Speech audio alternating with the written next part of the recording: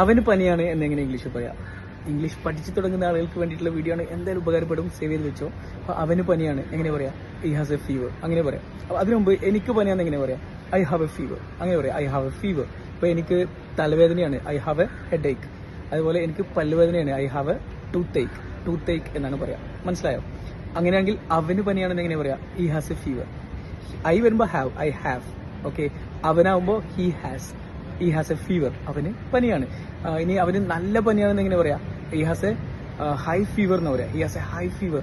ചെറിയ പനിയാണെങ്കിലോ he has A slight fever അല്ലെങ്കിൽ മൈൽഡ് ഫീവർ അങ്ങനെ പറയാം. He has A mild fever. Clear?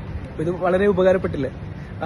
അങ്ങനെയാണെങ്കിൽ ഞാൻ ഒരു ചോദ്യം, നിനക്ക് പനിയാണോ എന്ന് ഇങ്ങനെ ചോദിക്കുക. നിനക്ക് പനിയാണോ? ഇപ്പോൾ ഒരാളിങ്ങനെ ആകെ ഇങ്ങനെ നിൽക്കുമ്പോൾ പറയാം, എന്ത് പറ്റി, പനിയാണോ? Do you have a fever? ഇനി അവന് പനിയാണോ എന്ന് ഇങ്ങനെ ചോദിക്കുക. Does he have a fever? എന്താ അവനൊരു സുഖമില്ലല്ലോ. Does he have a fever? അവന് പനിയാണോ?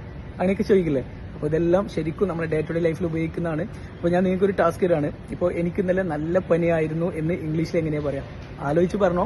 എന്ത് മിസ്റ്റേക്സ് വന്നാലും ഞങ്ങൾ കറക്റ്റ് ചെയ്യുക. ഇവിടെ കോമന്റ് ചെയ്യുക, എനിക്ക് ഇന്നലെ നല്ല പനിയായിരുന്നു എന്ന് എങ്ങനെ ഇംഗ്ലീഷിൽ പറയാം. ഓക്കെ, സോ ഗൈസ്, ഇതുപോലെ ഒരുപാട് കാര്യങ്ങൾ ഞങ്ങളുടെ ഓൺലൈനിലൂടെയുള്ള വാട്സാപ്പിലൂടെയുള്ള സ്പോക്കൺ ഇംഗ്ലീഷ് കോഴ്സിൽ നിങ്ങളെ പഠിപ്പിക്കാം. നിങ്ങൾ ലോകത്തിന്റെ എവിടെ ആയിക്കോട്ടെ, ഒരു അരമണിക്കൂർ സമയം ഞങ്ങൾക്ക് അരമണിക്കൂറുണ്ട്, അങ്ങനെ ഒരു 2 മാസം. ഓക്കെ, ഞങ്ങളുടെ പേഴ്സണൽ ട്രെയിനേഴ്സ് നിങ്ങളുടെ മിസ്റ്റേക്സ് കറക്റ്റ് ചെയ്ത് നിങ്ങളെ ഇംഗ്ലീഷ് പഠിപ്പിക്കുന്നു. പുതിയ ബാച്ച് ഉടനെ സ്റ്റാർട്ട് ചെയ്യുന്നുണ്ട്. മുകളിൽ പോവുക, ബയോയിൽ വാട്സാപ്പ് ലിങ്ക് ഉണ്ട്.